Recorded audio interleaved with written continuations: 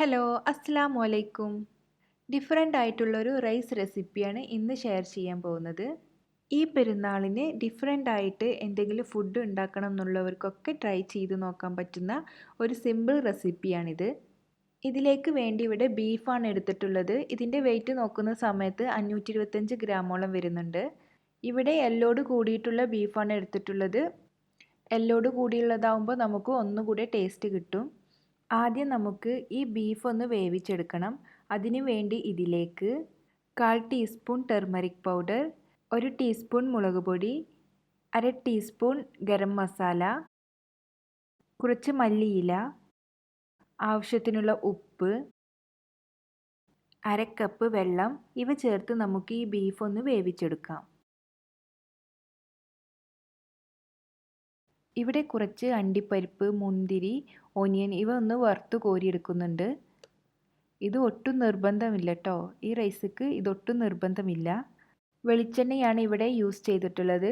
ഇനി ഈ സെയിം എണ്ണയിൽ തന്നെ നമുക്ക് ബാക്കി കാര്യങ്ങളൊക്കെ ചെയ്തെടുക്കാം. ആദ്യം നമുക്ക് ഇതിലേക്ക് തേങ്ങാക്കൊത്ത് ചേർത്ത് കൊടുക്കാം. തേങ്ങാക്കൊത്ത് നമുക്ക് ഇതിൽ നിന്ന് വറുത്ത് കോരി മാറ്റി വെച്ച് ലാസ്റ്റ് മസാലയിലേക്ക് ചേർത്ത് കൊടുക്കുന്നതാണ് ഒന്നുകൂടെ നല്ലത്. ഇനി നമുക്ക് ഇതിലേക്ക് ഉള്ളി ചേർത്ത് കൊടുക്കാം. ഇവിടെ 3 മീഡിയം സൈസിലുള്ള ഉള്ളിയാണ് എടുത്തിട്ടുള്ളത്. കുറച്ച് ഉപ്പ് കൂടി ചേർത്ത് നമുക്ക് ഇത് നല്ല പോലെ ഒന്ന് വഴറ്റിയെടുക്കണം. അതിനുശേഷം ഇതിലേക്ക് ഒരു 5-6 ചെറിയ ഉള്ളി, 3-4 വെളുത്തുള്ളി, ഒരു ചെറിയ കഷ്ണം ഇഞ്ചി, പച്ചമുളക്, 1 ടീസ്പൂൺ വലിയ ജീരകം ഇവ ചതച്ചത് ചേർത്ത് കൊടുക്കാം. എല്ലാം കൂടി നല്ല പോലെ ഒന്ന് വഴറ്റിയതിന് ശേഷം നമുക്ക് ഇതിലോട്ട് തക്കാളി ചേർത്ത് കൊടുക്കാം.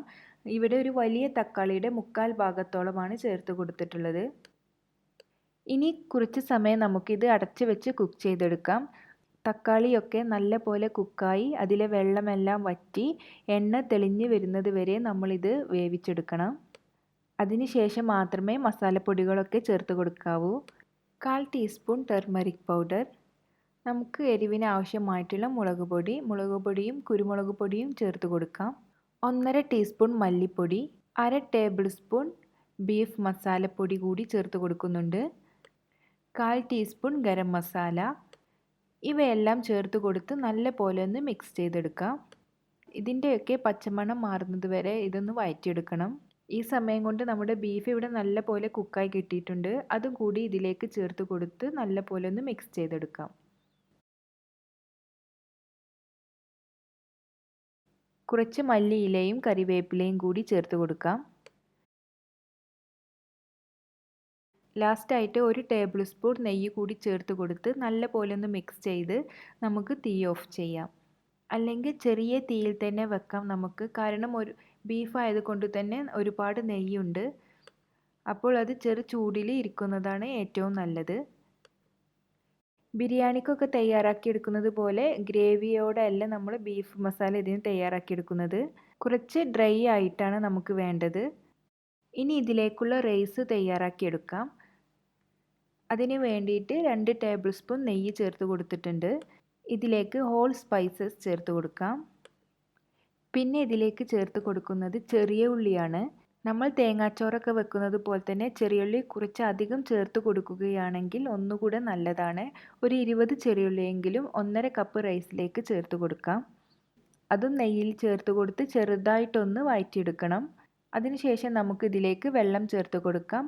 1/2 കപ്പ് റൈസിലേക്ക് 3 കപ്പ് വെള്ളമാണ് ചേർത്ത് കൊടുക്കുന്നത്. ഉള്ളി ഇടുന്ന സമയത്തും അതുപോലെ തന്നെ വെള്ളം ഒഴിക്കുന്ന സമയത്തൊക്കെ വീഡിയോ റെക്കോർഡ് ആയിരുന്നില്ല, അതുകൊണ്ടാണ് കാണിക്കാത്തത്. ഇനി ഇതിലേക്ക് ചെറിയൊരു ക്യാരറ്റ് ഇതുപോലെ നീളത്തിൽ അരിഞ്ഞ് വെച്ചിട്ട് ചേർത്ത് കൊടുക്കുന്നുണ്ട്. ആവശ്യത്തിനുള്ള ഉപ്പ് കൂടി ചേർത്ത് കൊടുക്കാം. വെള്ളം തിളച്ച് വരുന്ന സമയത്ത് നമുക്ക് ഇതിലേക്കുള്ള അരി ചേർത്ത് കൊടുക്കണം. ഇവിടെ ബിരിയാണി റൈസാണ് എടുത്തിട്ടുള്ളത്. ഇനി നമുക്ക് ഇതിലേക്ക് ഒരു ചേരുവ കൂടി ചേർത്ത് കൊടുക്കാനുണ്ട്. അത് നമുക്ക് വെള്ളം ഒന്ന് വറ്റി വരുന്ന സമയത്ത് വേണം ചേർത്ത് കൊടുക്കാൻ. അപ്പോൾ നമ്മൾ നെയ്ച്ചോറൊക്കെ വേവിക്കുന്നത് പോലെ തന്നെ മീഡിയം ഫ്ലെയിമിലൊന്ന് അടച്ച് വെക്കാം. ഇത് ഏകദേശം വെള്ളമൊക്കെ വറ്റി വരുന്ന സമയത്ത് ഇതിലേക്ക് 1/4 കപ്പ് തേങ്ങ കൂടി ചേർത്ത് കൊടുക്കണം. തേങ്ങയുടെ അളവ് നമ്മുടെ ഇഷ്ടത്തിനനുസരിച്ച് നമുക്ക് അങ്ങോട്ടും ഇങ്ങോട്ടൊക്കെ മാറ്റാം. ഇനി ഇത് അടച്ചു വെച്ച് ലോ ഫ്ലെയിമിൽ വേവിച്ചെടുക്കാം. ഇപ്പോൾ നമ്മുടെ റൈസ് ഇവിടെ റെഡി ആയിട്ടുണ്ട്. ഇതിൽ നിന്നും പകുതി റൈസ് ഒന്ന് കോരിയെടുക്കുന്നുണ്ട്. നമുക്ക് ഇതിൻ്റെ ഇടയിൽ നമ്മൾ വറുത്ത് വെച്ചിട്ടുണ്ടായിരുന്ന അണ്ടിപ്പരിപ്പും മുന്തിരിയും ഉള്ളിയൊക്കെ ഒന്ന് ചേർത്ത് കൊടുക്കാനാണ്. ഇനി ഈ റൈസ് നമുക്ക് ഇതിലേക്ക് തന്നെ ചേർത്ത് കൊടുക്കാം. ഇനി ബീഫ് ഇതിൻ്റെ മുകളിലായിട്ട് ചേർത്ത് കൊടുക്കാം.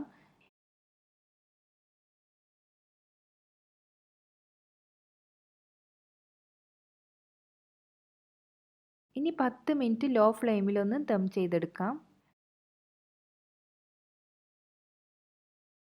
മസാലയും റൈസും സെപ്പറേറ്റ് ആണ് നമ്മളിത് വിളമ്പിയെടുക്കേണ്ടത്. കഴിക്കുന്ന സമയത്ത് ഒരുമിച്ച് കഴിക്കുകയാണ് ചെയ്യുക.